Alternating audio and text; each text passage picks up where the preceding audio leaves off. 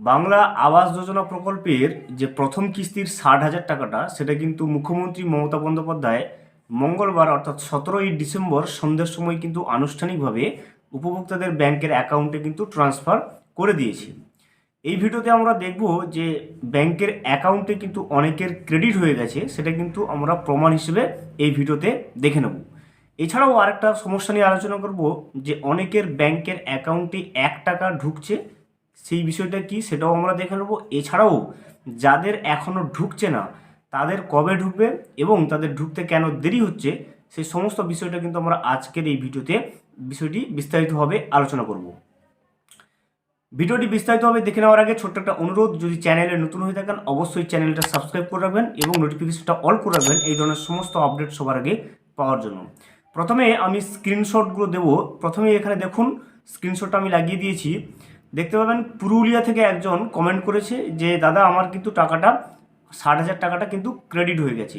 দেখতে পাচ্ছেন যে পুরুলিয়া জেলাতে ইতিমধ্যে কিন্তু বাংলা আবাস যোজনা প্রকল্পের যে প্রথম কিস্তির টাকাটা সেটা কিন্তু ক্রেডিট হতে শুরু করেছে। এছাড়াও আরও একটা কমেন্ট কিন্তু আমি স্ক্রিনশট দেবো, দেখুন নদিয়া ডিস্ট্রিক্ট থেকে ইনিও কিন্তু বাড়ি তৈরির প্রথম কিস্তির যে 60,000 টাকাটা ইনি কিন্তু পেয়ে গেছেন। আমি কিন্তু দুটো ডিস্ট্রিক্টের কমেন্টের স্ক্রিনশটটা কিন্তু আমি পাশে দিয়ে রাখবো, আপনি প্রমাণ হিসেবে দেখবেন যে পুরুলিয়া এবং নদিয়া বিশেষ করে এই দুটো জেলাতে কিন্তু ইতিমধ্যে টাকা ঢোকা শুরু হয়ে গেছে, সেটা কিন্তু লাইভ দেখতে পেলেন প্রমাণটা। এছাড়াও দেখুন অনেকের অ্যাকাউন্টে 1 টাকা কিন্তু ক্রেডিট করা হচ্ছে।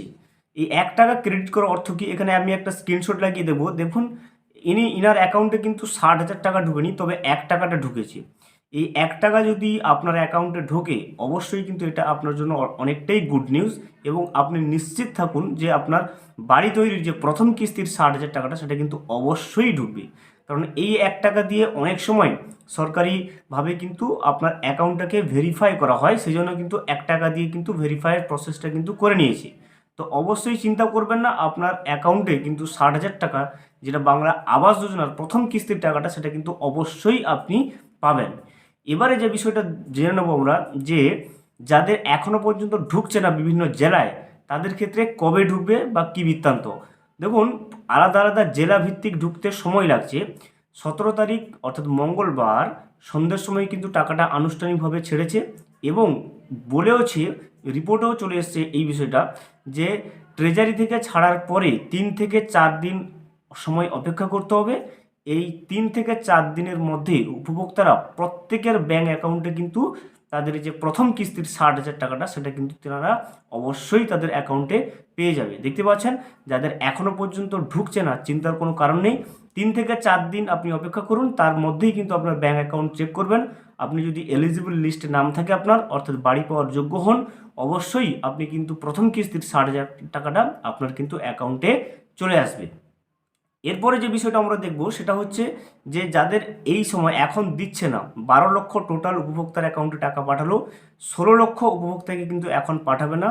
যারা এই 16 লক্ষের লিস্টের থাকবে তাদেরকে কবে পাঠানো হবে সেই বিষয়টাও কিন্তু মুখ্যমন্ত্রী নিজেই ক্লিয়ার করেছেন।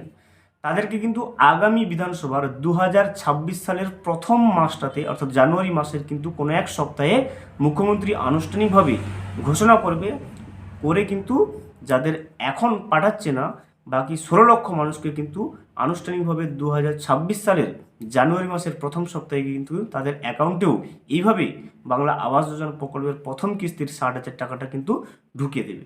তো আশা করি সমস্ত বিষয়টা কিন্তু আমরা ক্লিয়ার করতে পেরেছি। ভিডিওটি সম্পূর্ণভাবে দেখার জন্য অসংখ্য ধন্যবাদ।